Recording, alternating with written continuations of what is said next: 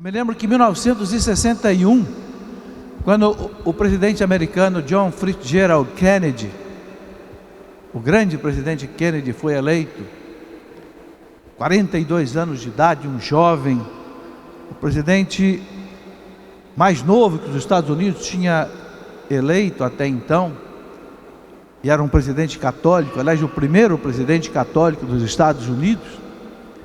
No discurso de posse, ele disse essa frase: americanos, não perguntem o que os Estados Unidos podem fazer por vocês.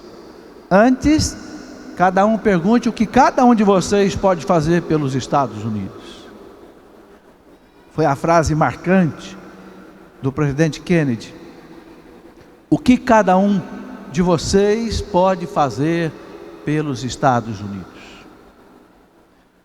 Muitas vezes a gente se engana, meus irmãos, achando que a gente vai ser feliz vivendo uma vida assim, cada um para si e Deus para todos. A gente se engana. Muitas vezes o que acontece é cada um para si e o inferno para todos.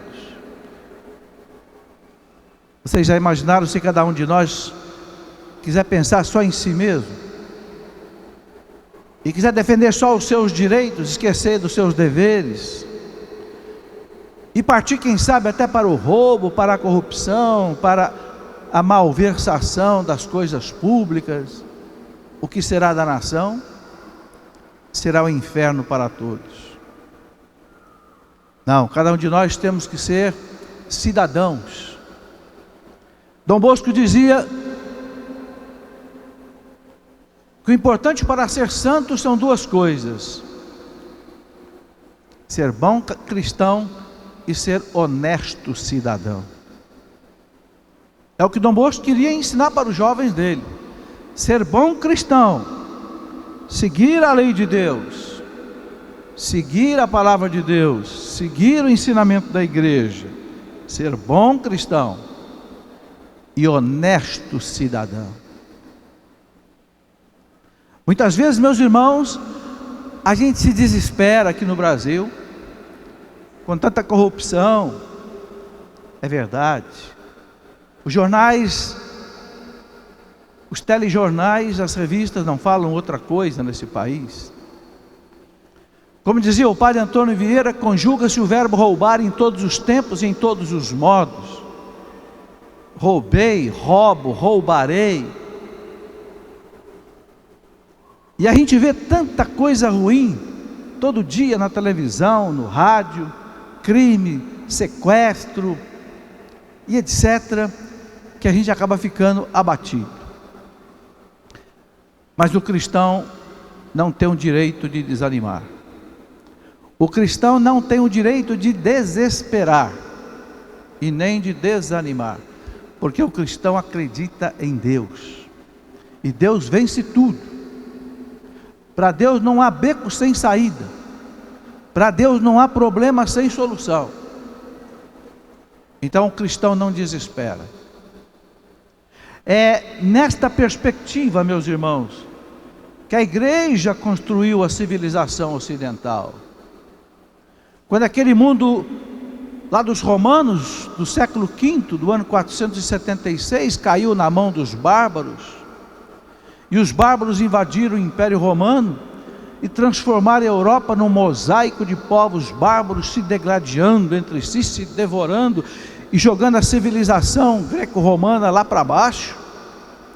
E o próprio cristianismo já existia, já estava implantado na Europa. A única instituição que ficou de pé foi a Igreja Católica, a única, porque o resto tudo desapareceu. Os bárbaros acabaram com tudo.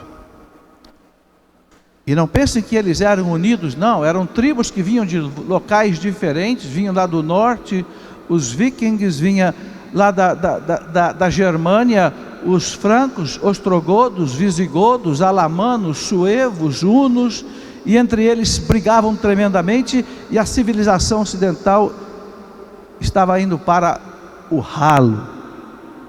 Quem é que salvou tudo isso? A Santa Igreja Católica, porque foi a única instituição que ficou de pé. E ficou de pé por quê? Porque tinha cultura, porque tinha fé, porque tinha moral, porque tinha o Papa, porque tinha os bispos, porque tinha os mosteiros, principalmente dos beneditinos de São Bento, que cobriram a Europa de mosteiros.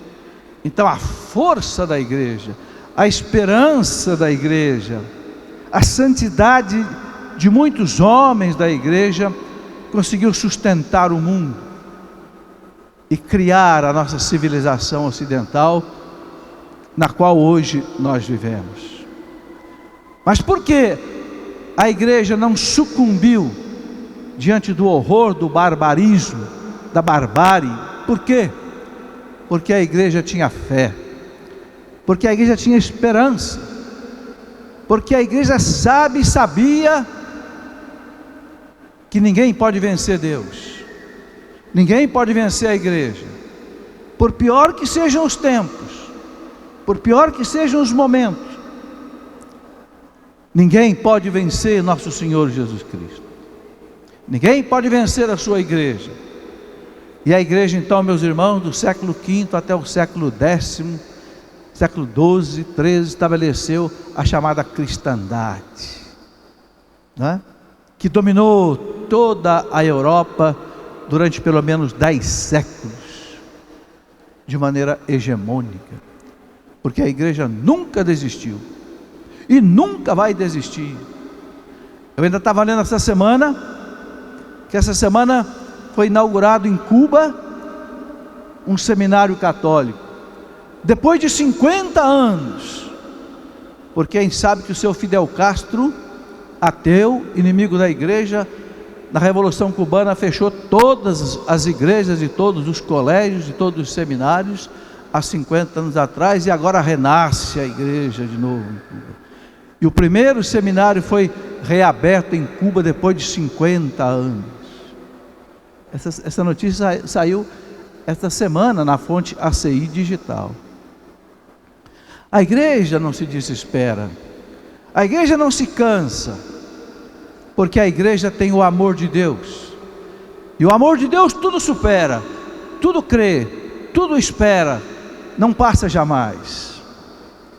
Então nós também, meus irmãos, nesse nosso Brasil, cujo dia da pátria vamos celebrar no dia 7, o nosso Brasil é cristão, nosso Brasil é majoritariamente católico, não tem o direito de desanimar.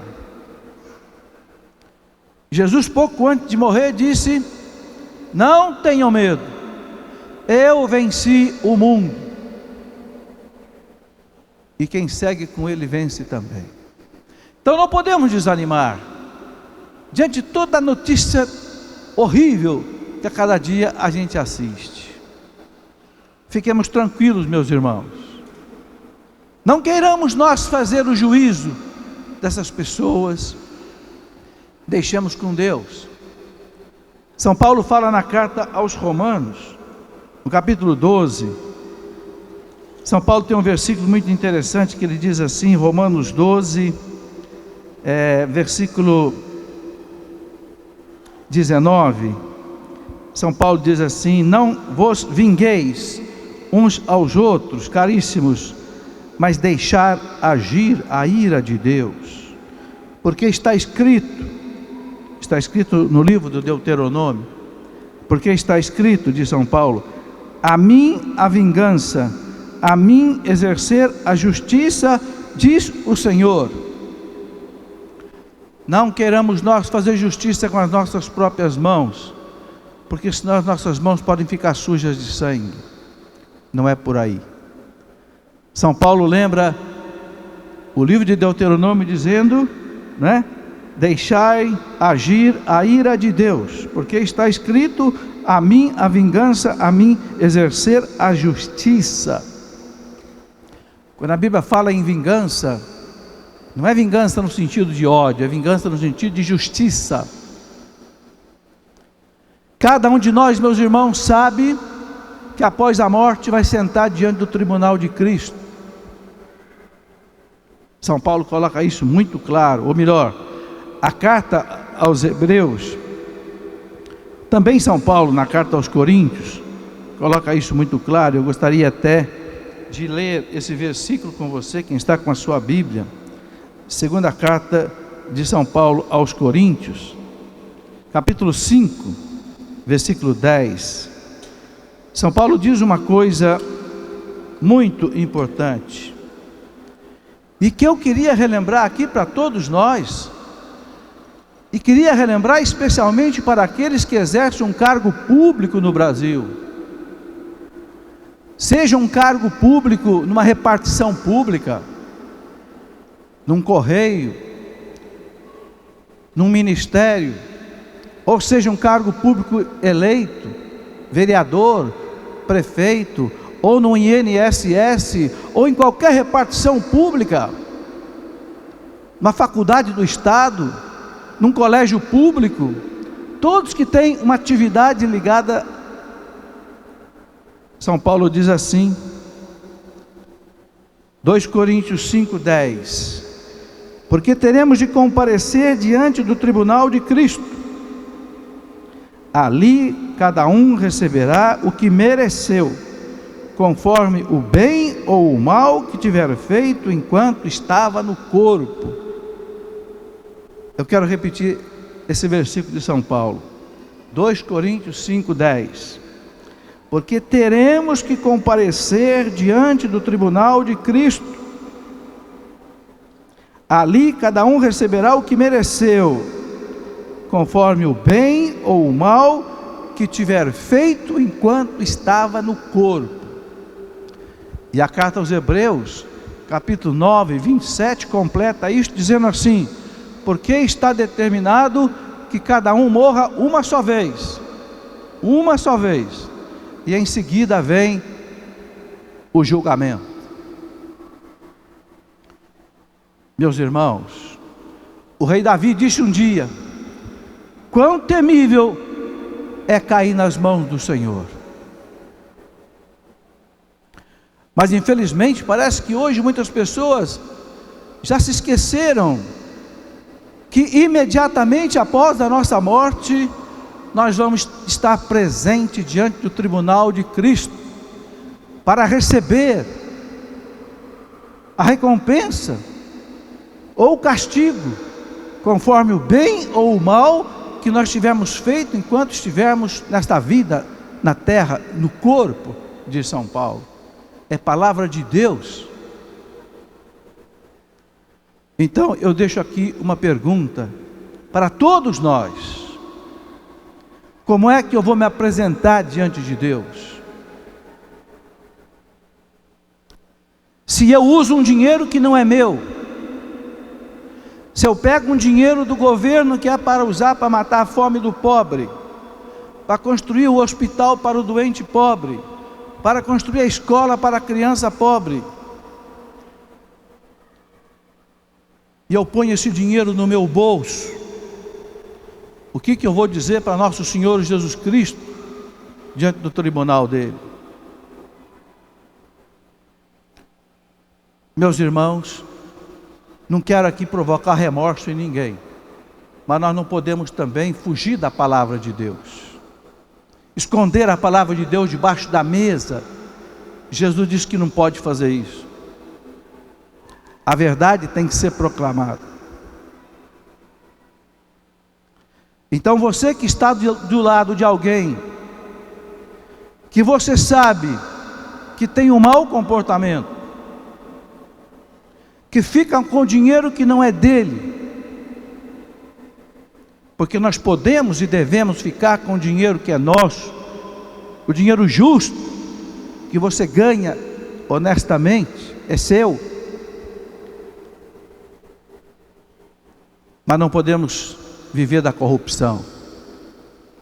Cada centavo que eu pegar do dinheiro público, que não for meu, eu vou ter que prestar contas a Deus diante do tribunal de Cristo após a minha morte.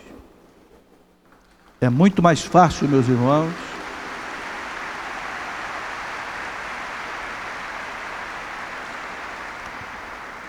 é muito mais fácil a gente acertar nossa vida aqui e agora. É muito melhor fazer como Zaqueu fez. Talvez eu esteja fazendo para alguns aqui agora o que Jesus fez diante de Zaqueu. E Zaqueu reconheceu que ele era um ladrão, era um corrupto, e prometeu para Jesus: Senhor, se eu roubei, eu vou devolver 4 vezes aquilo que eu roubei, e vou dar a metade dos meus bens para os pobres. Tinha roubado muito, mas se arrependeu. E o bonito, meus irmãos, é que Jesus foi atrás de Zaqueu. Zaqueu pendurou lá naquele sicômoro. O sicômoro é uma árvore grande que dá lá na Terra Santa. Ainda hoje a gente vê lá naquele mesmo lugar, em Jericó, onde Jesus passava. E Zaqueu pendurou lá na árvore. Mas Jesus olhou para ele: Zaqueu, estou te vendo. Eu sei que você é um corrupto. Eu sei que você é um ladrão. Eu sei que você cobra o imposto do povo escorchante. E você cobra mais do que o governo manda cobrar, e você põe esse a mais no seu bolso, Zaqueu. Eu sei, Zaqueu, mas eu quero ir hoje na sua casa, porque eu te amo, Zaqueu, porque você também é filho de Abraão. E foi na casa de Zaqueu, e salvou aquele homem. E quando o povo ficou admirado de Jesus ter tocado e salvado o Zaqueu, Jesus disse: ele também é filho de Abraão, eu também o amo. Então, no dia da pátria, meus irmãos, nessa semana da pátria, eu queria que você fizesse como Zaqueu. Você que por acaso tem alguma conta para acertar com o governo, ou tem alguma conta para acertar com Deus, Jesus te ama. E Jesus está te pedindo agora: deixe essa vida de corrupção para trás, porque esse dinheiro corrupto na sua mão é um dinheiro podre que vai apodrecer a sua mão, e que vai apodrecer a sua família. Jogue esse dinheiro de corrupção no lixo, em nome da pátria, em nome da nação, em nome de Deus, pela salvação da sua alma, pelo bem da sua família. E você pode ter certeza que não vai faltar o sustento para a sua casa. Não tenha medo. Eu penso que alguns se acostumaram tanto com a corrupção, e eu falo da grande corrupção, mas eu falo também da pequena corrupção. Aquela pequena corrupção de um funcionário público que tira uma diária para viajar e não viaja, tira uma viagem para ir para um congresso e não vai para o congresso. Eu sei do que eu estou falando, porque eu dirigi uma instituição pública há 20 anos, o campus da USP aqui em Lorena, a faculdade de engenharia aqui da USP aqui em Lorena. Eu sei que existe o corrupto, existe o corruptor. Meus irmãos, nós não vamos perder a esperança, porque Deus sabe consertar todas as coisas, não é? Eu costumo dizer para as pessoas que sofrem, que os sofrimentos da vida não podem superar a sua beleza. A beleza da vida supera todas as dores. Acredite nisso.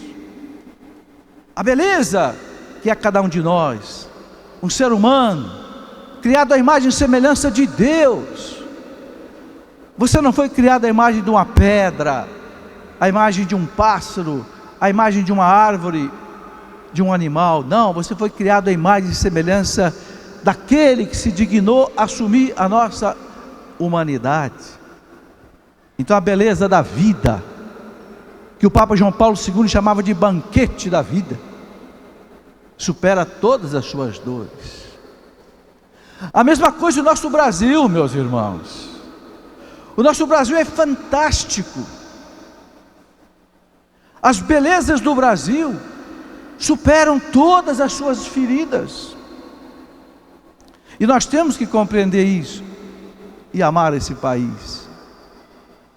Um dia eu conversava com um amigo europeu e ele me dizia: você sabe por que o Brasil nunca vai para o abismo?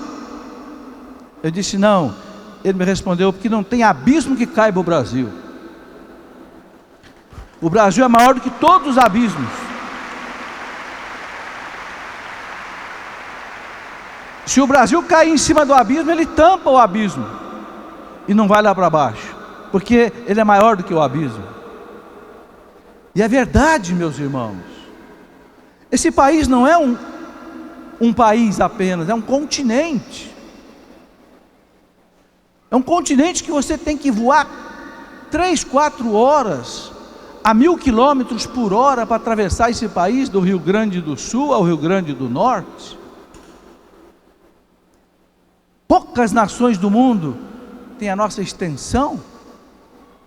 É apenas a China, os Estados Unidos, Canadá, mas são poucos.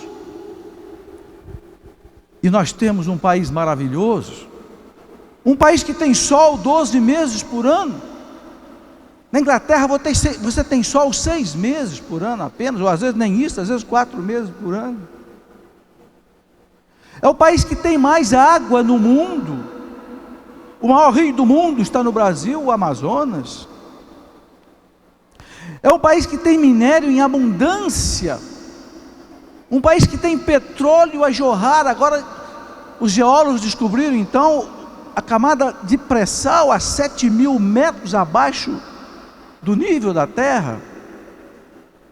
E uma extensão que vai de Santa Catarina até o Espírito Santo. É um país que tem um clima maravilhoso, uma terra maravilhosa, um povo maravilhoso, um povo maravilhoso.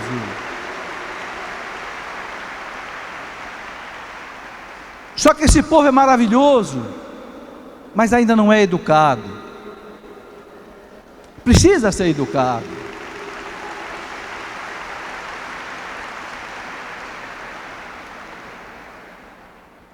Por que é um povo maravilhoso, meus irmãos? Eu não estou aqui fazendo uma apologia vazia, não. É porque é um povo que é um amálgama de muitas raças. Nós temos aqui descendentes de índios, de negros, de europeus, de todos os países da Europa, portugueses, ingleses, franceses, temos asiáticos, descendentes de chineses, de japoneses.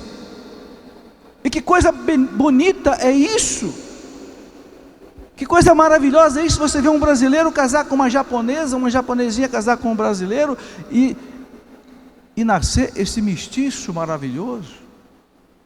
Por que isso é bonito? Porque isso quebra as antagonias que existem entre as etnias, que fazem com que uma se degladie com as outras, e brigas, como a gente vê em muitas nações. Nós não temos isso aqui. Nós não temos um racismo exacerbado, não temos, graças a Deus. Que coisa maravilhosa você vê numa cancional, por exemplo, tantos padres negros, até descendente de índio, de brancos, e todos nós irmãos. São Paulo disse: em Cristo não há mais branco, nem negro, nem europeu, nem japonês, nem grego, nem romano, nem judeu. Somos um só em Cristo Jesus. E isso acontece aqui no nosso país, e eu espero que não estraguem isso. Essas reservas de cotas que querem fazer muitas vezes, eu tenho medo que isso instigue a um racismo que não existe no Brasil. Quem precisa de ajuda é o pobre, qualquer que seja o pobre. Não é porque é branco, porque é amarelo, porque é negro, porque é o pobre. O perigo de nós começarmos a privilegiar as etnias é que nós corremos o risco de criar no Brasil um racismo que não existe. Todo mundo sabe que o negro foi prejudicado no Brasil por razões históricas, todo mundo sabe.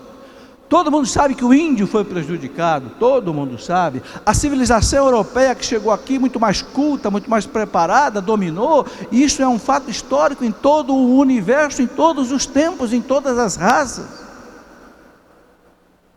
A civilização mais preparada, mais culta, domina a outra, é um fato inequívoco da história.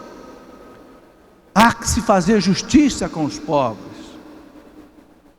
com aqueles que não têm ainda a oportunidade para crescer na sociedade, sim, mas sem fazer racismo, pelo amor de Deus, porque uma das melhores coisas que esse país tem é esse povo maravilhoso, esse povo que se entende em todos os lugares. Não vamos dividir esse povo, pelo amor de Deus, pelo amor de Deus. Então, meus irmãos, precisamos conhecer esse país, porque se a gente não conhecer esse país, a gente não tem capacidade para compreender esse país e ajudar esse país. Logo que você entrou na escola e você aprendeu a ler, a primeira coisa que você em seguida recebeu é a história do Brasil, não é verdade? Quem descobriu o Brasil? Pedro Álvares Cabral, no dia 22 de abril de 1500, a primeira coisa que você aprendeu, por quê? Porque é a sua pátria, a história da sua pátria. Se você não entendeu o Brasil, você não pode ajudar o Brasil, e você não vai ter compreensão com o Brasil. E nós temos que entender, meus irmãos, que o Brasil é um país sui generis, porque, como eu disse, em primeiro lugar, é formado de uma amálgama de povos. Não existe ainda um povo brasileiro, não existe, porque o meu sangue é sangue de italiano misturado com sangue de português vivendo aqui no Brasil. Eu tenho o Queiroz, que é de Portugal, e tenho o Aquino, que é da Itália, e eu nasci no Brasil. Então nós não somos ainda um povo, mas nós já somos uma nação.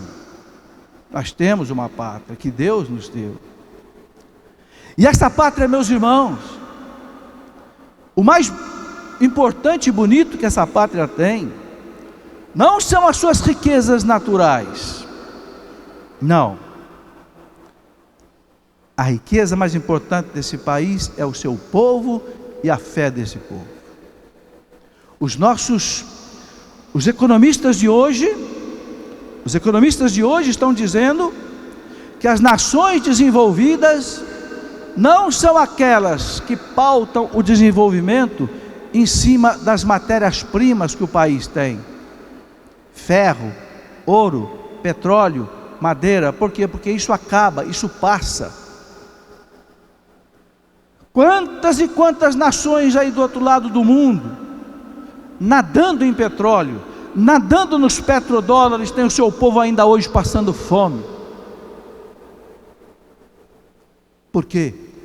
Porque não basta uma nação ter matéria-prima, ela tem que ter aquilo que os economistas e sociólogos estão falando hoje, tem que ter o capital humano desenvolvido. Amanhã pode aparecer alguém, e isso vai acontecer, é questão de tempo, que inventa um automóvel tocado a hidrogênio. E o que nós vamos fazer com todo esse petróleo que está aí? Amanhã vai aparecer alguém que faz um carro movido a eletricidade e já está andando. Então, o desenvolvimento de um povo não pode estar apenas na riqueza mineral que esse país tem. O desenvolvimento tem que estar na cultura das pessoas. Olhe para o Japão. O Japão saiu de uma guerra destruído. Um país formado de 300 ilhas, onde você tem um terremoto por dia na média. Um país que não tem uma gota de minério, uma grama de minério de ferro, não tem 1 litro de petróleo, não tem mata, não tem rio, e é um país que é a segunda maior economia do mundo, ou terceira. Por quê? Porque o capital humano é desenvolvido, porque 90% dos japoneses têm curso superior, Enquanto nós temos que vender um caminhão de banana, eles vendem uma caixinha de chips pelo mesmo preço. Só que a caixinha de chips não sofre as intempéries da natureza.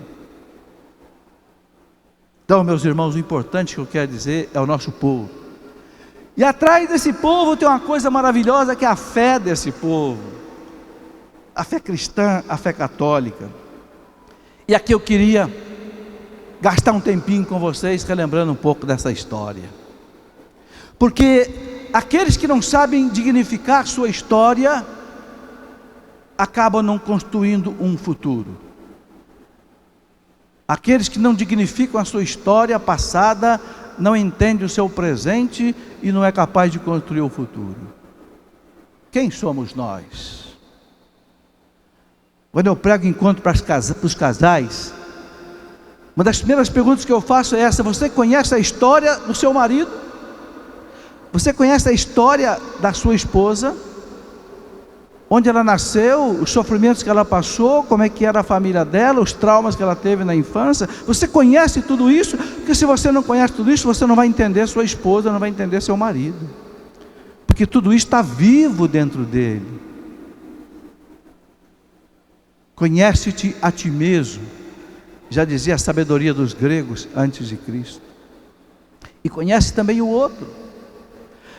Meus irmãos, esse país, vocês todos sabem bem, nasceu sob o signo da cruz.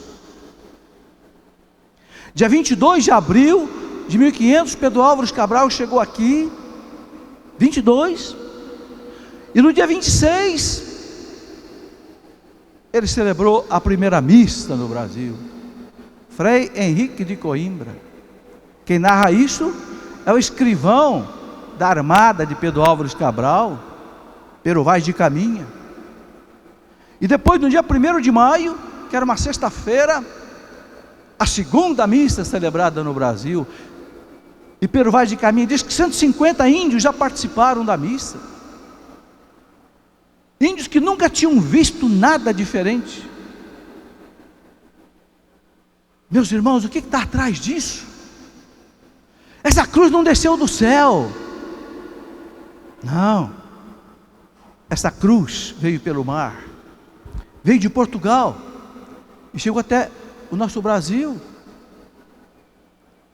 A fé católica veio da Europa, veio da igreja na Europa. A igreja de Portugal, a igreja da Espanha que colonizou a América espanhola. É muito importante nós conhecermos essa história. Você sabe, por exemplo, que em 1942, no dia 12 de outubro de 42, Cristóvão Colombo chegou à América e começou a colonização da América e a evangelização da América. Tanto assim que 500 anos depois, exatamente 500 anos depois, no dia 12 de outubro de 1992, o Papa João Paulo II fez questão de chegar ali em Santo Domingo, na América Central, no mesmo lugar que Colombo chegou, e o Papa João Paulo II quis vir à América para celebrar esses 500 anos de evangelização e de colonização da América. Mas uma coisa que eu não sei que você sabe, é que Cristóvão Colombo era um homem católico. E vejam o que a história de Colombo conta. Colombo era um navegador espanhol. E ele conheceu Marco Polo, que tinha sido aquele grande navegador de Veneza, da década do século XVI. E Marco Polo tinha chegado até a China. E Colombo, estudando as viagens de Marco Polo, vislumbrou chegar às Índias e à China, não navegando pelo Oriente, mas navegando pelo Ocidente. E todo mundo achava que Colombo era um visionário, um sonhador. E Colombo foi aos reis da Espanha, Fernando e Isabel, os reis católicos da Espanha, pedir a eles 3 caravelas para fazer essa viagem. Mas acontece que os reis estavam comprometidos numa guerra muito séria contra os muçulmanos em Granada. porque vocês sabem que os muçulmanos tomaram a Espanha durante 7 séculos, do século VIII até o século XV, e o último reduto muçulmano era a cidade de Granada, e os reis católicos Fernando e Isabel estavam num empenho muito grande para expulsar os muçulmanos dali. Então não ouviram Colombo, não quiseram dar ajuda a Colombo, e Colombo foi ao rei de Portugal, e foi ao rei de Portugal. O rei de Portugal também não deu ajuda a ele, não acreditou no projeto de Colombo. Então Colombo voltou para a Espanha, e Colombo conta a sua história, que entrou na Catedral de Sevilha, na Espanha, se ajoelhou diante do altar de Nossa Senhora e disse para Nossa Senhora: os homens não querem me ajudar, mas a senhora é a rainha do universo, a senhora tem todo o poder diante de Deus, um pedido da senhora diante de Deus é inegável. Eu prometo à senhora que, se a senhora me conseguir a graça dessas 3 caravelas, gente, essas 3 caravelas era assim, eu imagino hoje, como se fosse você comprar 3 Boeings desse aí, caríssimos, de 20, 30 milhões de dólares cada um, porque na brincadeira, você sair de Portugal naquele tempo, chegar aqui ao Brasil, 60 dias de viagem pelo mar, era uma senhora caravelas. E o Colombo prometeu a Nossa Senhora que a primeira riqueza que ele encontrasse nesta terra, o primeiro pedaço de ouro, ele ia trazer ali no seu altar e ia depositar ali. E depois Colombo cumpriu essa promessa. Colombo saiu dali, um amigo dele, que era amigo dos reis da Espanha, um advogado, nesse interim, os reis católicos tinham vencido os muçulmanos em Granada, aliviou um pouco a nação, e esse amigo de Colombo conseguiu com os reis da Espanha que eles patrocinassem a viagem de Colombo. O rei não quis, o rei Fernando não quis. Então a rainha Isabel, que está inclusive em processo de beatificação, a rainha Isabel empenhou as joias dela, da coroa, para que o Colombo pudesse fazer a viagem. Notem bem, meus irmãos, de onde vem a nossa raiz católica. Isabel era uma mulher católica, empenhou os seus bens para que o Colombo fizesse a viagem. E Colombo então comprou as 3 caravelas. E qual é o nome que ele colocou na nau capitânia dele? Vocês se lembram? Santa Maria, Pinta e Nina. Lembram disso? Quem não fugiu da escola lembra, né?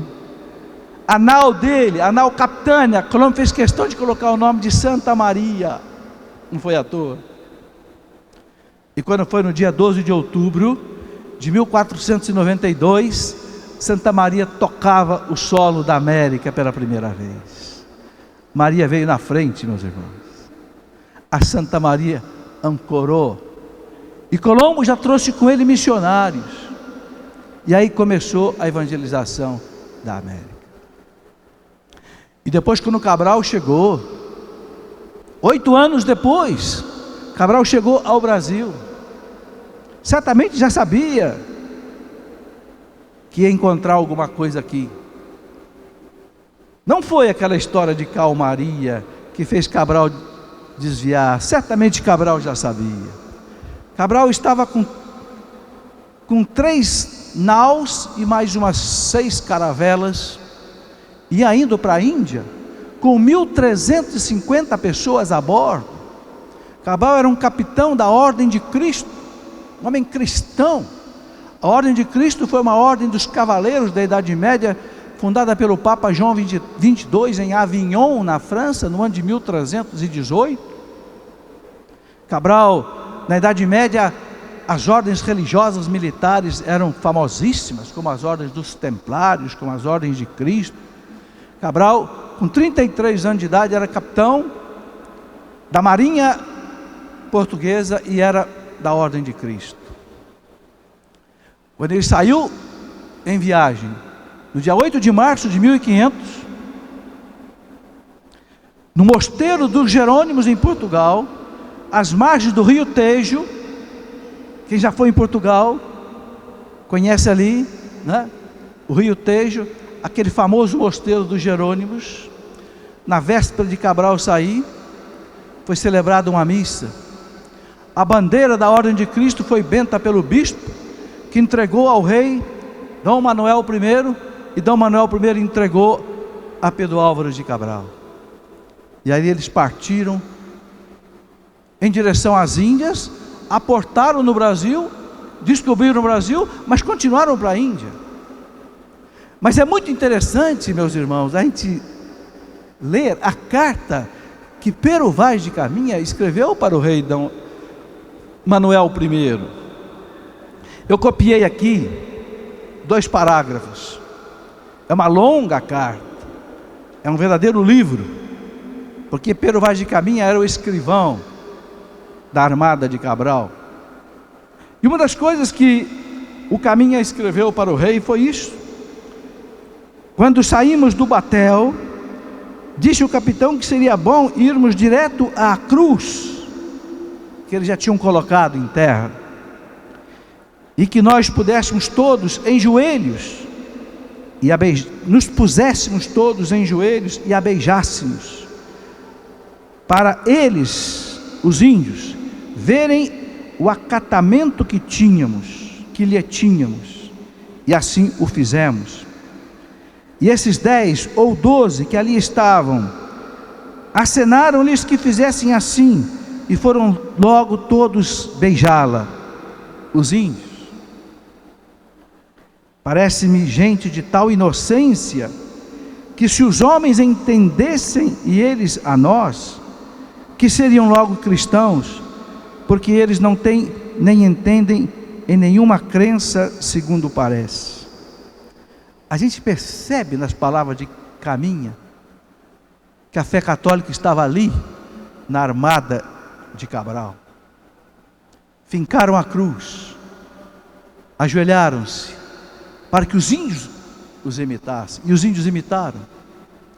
Depois, num outro trecho, Caminha diz assim: porém, a terra, escrevendo para o rei, porém a terra em si é de muitos bons ares, em se plantando tudo dá, águas são muitas, infindas, e em tal maneira é graciosa, que querendo-a aproveitar, dar-se-á nela tudo por bem das águas que tem. Porém, escutem agora, porém, o melhor fruto que nela se pode fazer, me parece que será salvar esta gente, e essa deve ser a principal semente que Vossa Alteza nela deve lançar, a fé católica. Vejam que o escrivão escreveu para o rei: é uma terra maravilhosa, mas o melhor que Vossa Alteza pode fazer é mandar para cá missionários, para salvar essa gente, catequizá-los, evangelizá-los. E aconteceu. A partir de 1549, nós já tínhamos aqui o primeiro governador do Brasil, Tomé de Souza, e com eles muitos missionários, Manuel de Nóbrega, José de Anchieta. No ano de 1549 vieram para cá os primeiros 6 jesuítas, que eram contemporâneos de Santo Inácio de Loyola, e começaram aqui a catequese no Brasil. Eu queria ler para vocês uma coisa que disse o rei Dom João III de Portugal, filho de Dom Manuel I, que mandou para cá o primeiro governador, Tomé de Souza. Dom João III disse para Tomé de Souza essas palavras, em 1549, que o principal motivo que o moveu a povoar as terras descobertas era para que a gente delas se convertesse à nossa santa fé católica. Olha a palavra do rei, meus irmãos. Dom João III, rei de Portugal, 1949. Quem quiser conferir essas palavras, está no livro, né, de Ronaldo Vaifas, Trópicos dos Pecados, Moral, Sensualidade e Inquisição no Brasil, da editora Nova Fronteira, Rio de Janeiro, de 1997, na página 26. o rei Dom João III dizendo: o principal motivo que o move a povoar as terras descobertas era para que a gente delas se convertesse à nossa santa fé católica. Muito se ouve por aí, dizendo que os espanhóis e os portugueses só vieram para cá para carregar o nosso ouro embora. É verdade, carregaram muito ouro embora, e tem muito ouro desse nas igrejas, inclusive da Europa. Por exemplo, na igreja de Santa Maria Maior, cujo teto é dourado, a gente sabe que foi o rei Fernando, que eu já citei aqui, da Espanha, que doou para o Papa Sisto III fazer aquela decoração. Mas é um ouro que foi para Deus, ainda bem, né? Está lá até hoje para a gente admirar. Claro que essa sede de ouro e de riquezas que muitos vieram buscar aqui na América, claro que isso não se justifica. Claro que não se justifica a escravidão que houve aqui a partir de 1530. Claro que não se justifica a escravidão que foi colocada também para os índios, não se justifica. Mas, meus irmãos, não foi a igreja que fez isso. A igreja veio para evangelizar. Eu gostaria que você lesse a vida de Manuel de Nóbrega, a vida de um José de Anchieta, que já foi beatificado. José de Anchieta chegou a quase ser morto várias vezes. A gente conhece a história daquele primeiro bispo que veio para o Brasil em 1560, Dom Fernão Sardinha. Ao chegar no Brasil, a sua caravela naufragou e ele foi morto e foi comido pelos índios caetés. Essas coisas não contam. Os sacrifícios de inúmeros jesuítas aqui na América não contam. Se houve coisas erradas, houve, mas a igreja veio para cravar aqui a cruz de Cristo, e cravou, graças a Deus. E nós somos herdeiros dessa herança. Nós não podemos esquecer isso. Nós não podemos permitir que essa fé se acabe. Não, o bastão foi passado agora para nós. Agora é a nossa vez. Agora é a hora de nós pegarmos esse bastão da fé, ou esse bastão da cruz, e levar adiante. Eu disse a vocês, meus irmãos, que o nosso país é maravilhoso, o nosso povo é maravilhoso, mas é um povo ainda que não está educado. Não está educado nem nas ciências naturais e nem na ciência religiosa. Não é verdade? Na década de 70, o governo brasileiro criou um programa para alfabetizar os adultos. Esse programa chamava-se Mobral, M-O-B-R-A-L, Movimento Brasileiro de Alfabetização. Eu acho que agora nós precisamos fundar o MOBRAR, Movimento Brasileiro de Alfabetização Religiosa. Temos que botar um R agora aí nesse Mobral. Temos que resgatar a fé católica do nosso povo. Amanhã, se Deus quiser, nesse mesmo horário, eu quero meditar com vocês um discurso que o Papa João Paulo II fez aos bispos do Brasil em 1995, numa visita ad limina apostolorum lá em Roma, onde o Papa chamou de o desafio das seitas. O desafio das seitas. E o Papa João Paulo II usou essa frase, de que as seitas avançam na América Latina, assim como um mar de óleo que ocupa um oceano. E o Papa disse, ameaçando a fé católica na América. Por isso ele chama de desafio da seita. Ele convoca os bispos, em 1995, a um desafio das seitas. Porque nós sabemos, meus irmãos, que há 50 anos atrás esse Brasil não era assim. Hoje em cada rua de cada cidade existe uma igreja que não é católica, mas não era assim. Por que que o catolicismo recuou nesses 50 anos? Por que que 90% do povo brasileiro era católico e hoje é só 73%? Porque faltou a catequese. Porque faltou a formação das crianças. Por isso hoje os nossos jovens não sabem mais quais são os 10 mandamentos. Por isso os nossos jovens hoje já não sabem mais quais são os sacramentos. Por isso muitos jovens hoje já não sabem mais por que é importante casar na igreja. Ele diz assim: não preciso dessa tradição social. Ele esquece que atrás da tradição social tem um sacramento, que é a graça de Deus, para que ele seja feliz no seu matrimônio. Mas ele não sabe disso. Há um tempo atrás, eu escrevi um livro que chamei de Namoro.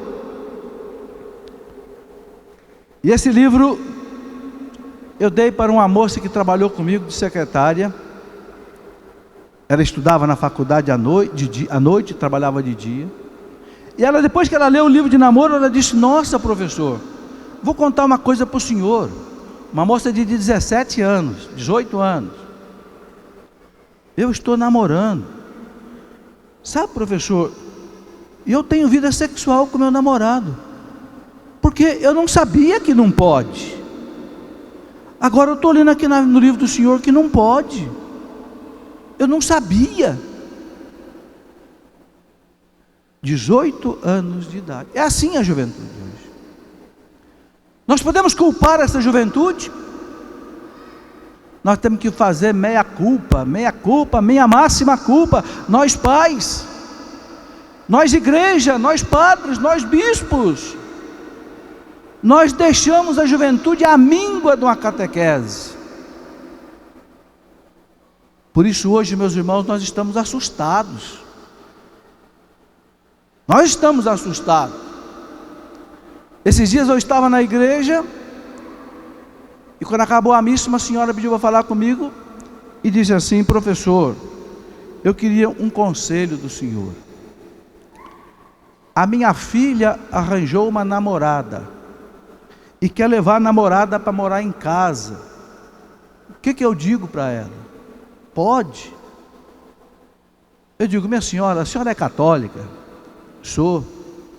Então o que a igreja diz sobre isso? A senhora vai responder para mim: não pode. Eu digo: então por que a senhora vem perguntar para mim? Se a senhora sabe que não pode.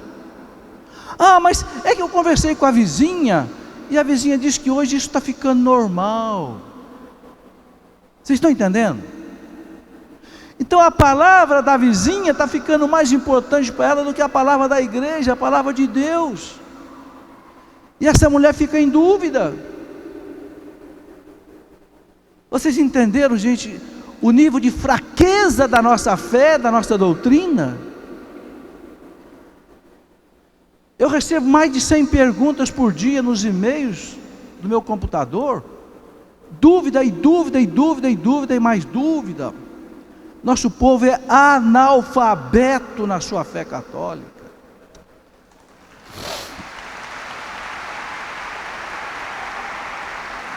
Mas nós não vamos desanimar. Nós não vamos desanimar. Esse rincão não existia há 10 anos atrás. Hoje eu vejo esse rincão cheio. Já vi muito mais cheio do que hoje. E esse povo bom, que é o povo brasileiro, querendo Deus, querendo a verdade, querendo viver aquilo que a igreja ensina. Então, meus irmãos, o que nós precisamos fazer por essa pátria é educar esse povo. Educar esse povo na razão e na fé. Vocês sabem que a igreja, ela não é anarquista, não. A igreja ama as autoridades, reza pelas autoridades. Vocês todos que vêm à celebração da adoração do Santíssimo aqui, e a celebração, a bênção do Santíssimo, o que nós rezamos na última oração da bênção do Santíssimo, depois da bênção? Deus e Senhor nosso, protegei a nossa igreja, protegei os nossos governantes, o chefe da nação e do Estado, e todas as pessoas constituídas em dignidade, para que governem com justiça, para que haja paz completa, paz duradoura, né? E desenvolvimento. A igreja não é anarquista, a igreja não é contra a autoridade, a igreja ensina que a gente tem que amar as autoridades. Todos os apóstolos falam disso. Pegue a carta de São Paulo, a carta aos Romanos, capítulo 13, e você vai ver São Paulo dizendo para obedecer às autoridades, porque toda autoridade vem de Deus. Até Jesus, nosso Senhor, condenado injustamente debaixo de Pôncio Pilatos, quando Pilato disse para ele: você não sabe que eu tenho autoridade para te prender, te soltar ou te matar? Jesus disse: tem alguém que pecou mais do que você.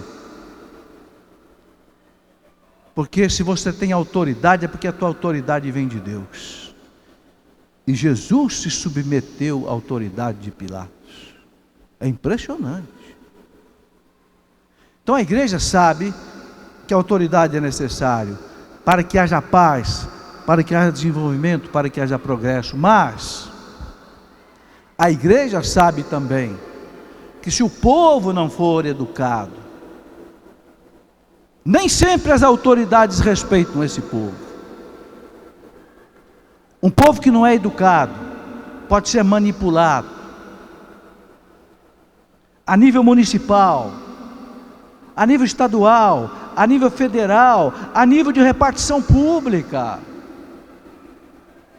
Deus nos deu a inteligência é um dom de Deus. Então é preciso que nesse Brasil nenhuma criança fique fora da escola, nenhum jovem fique fora da escola, e não falte catequese para nenhuma criança, pelo amor de Deus.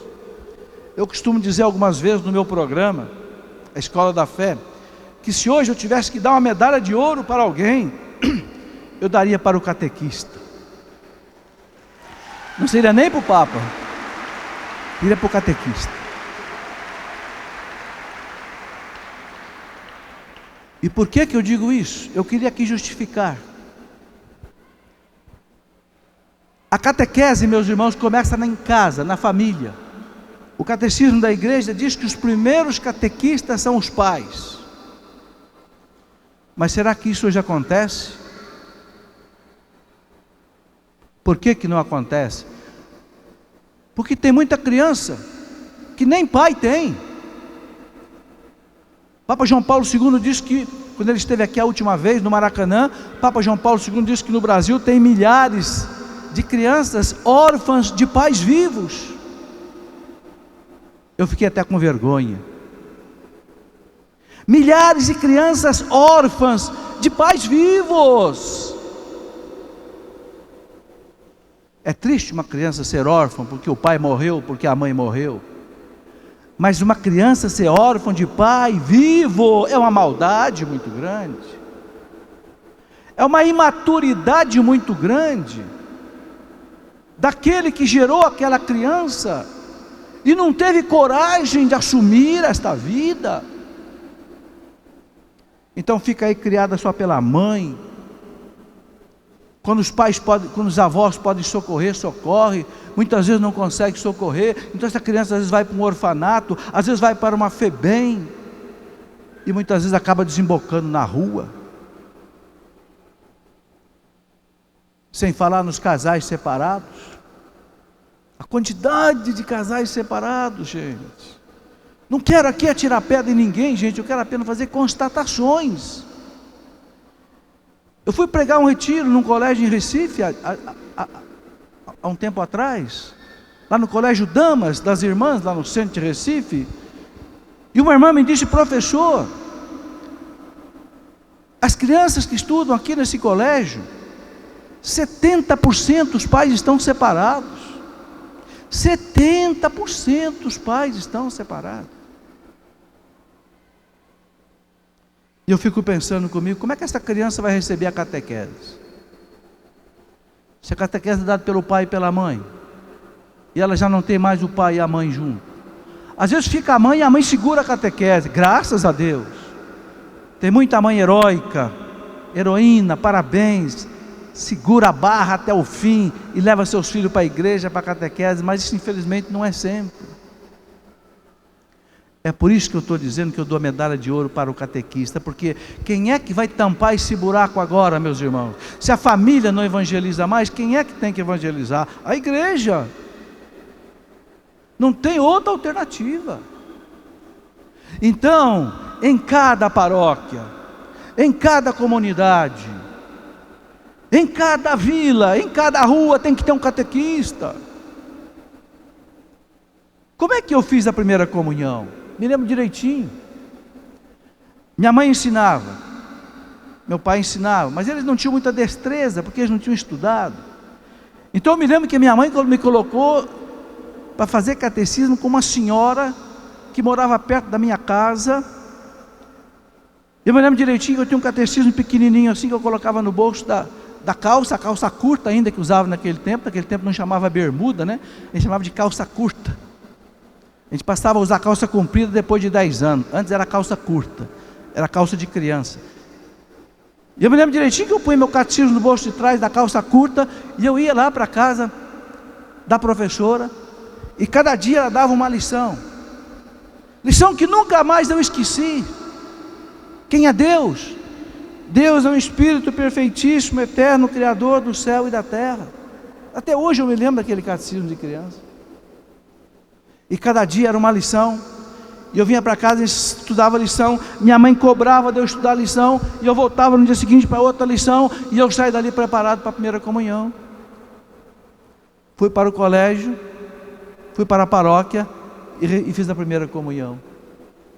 Preparado em casa e preparado por uma catequista. Nós temos que resgatar isso hoje.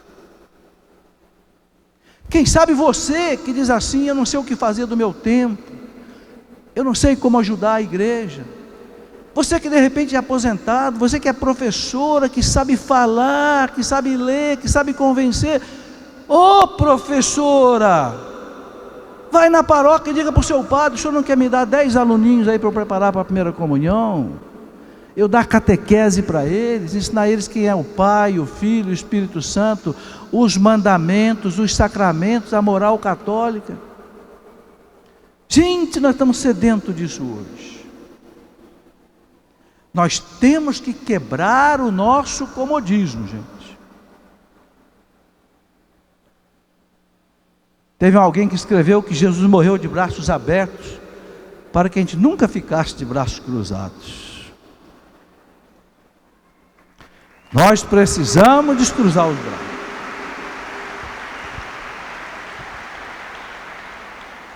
Se você quer trabalhar por esse Brasil, meus irmãos, meu irmão, comece a trabalhar por essas crianças e esses jovens do Brasil. Vamos fazer encontro para as crianças.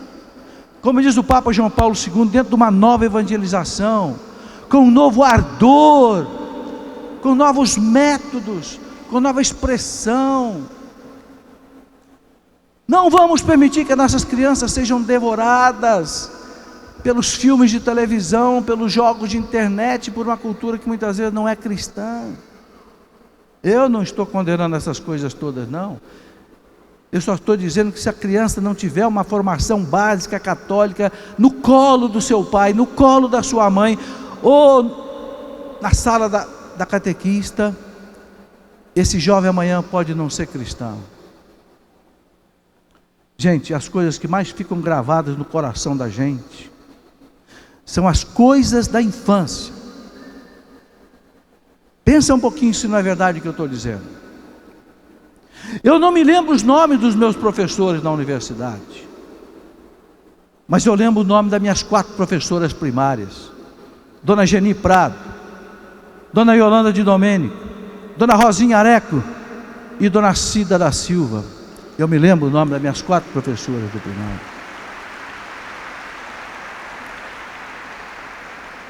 Porque foram 4 mulheres que me amaram. 4 mulheres que não me ensinaram só o A, B, C, D, o beabá, a somar, dividir, multiplicar. Não, foram mulheres que me ensinaram também na escola e na escola pública. Me ensinaram religião. Então eu aprendi a religião em casa, eu aprendi a religião na escola pública, que hoje não se pode mais nem ter um crucifixo. Eu aprendi religião em casa, aprendi religião na escola, e aprendi religião com a minha catequista, e fui aprender religião com os padres salesianos. É por isso que eu estou aqui pregando para vocês hoje.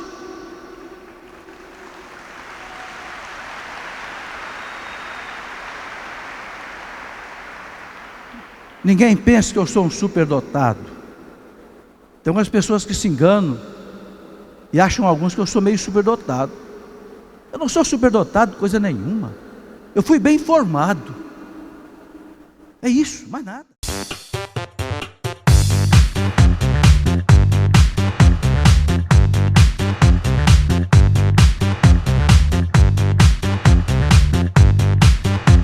CançãoNovaPlay.com. Assine já!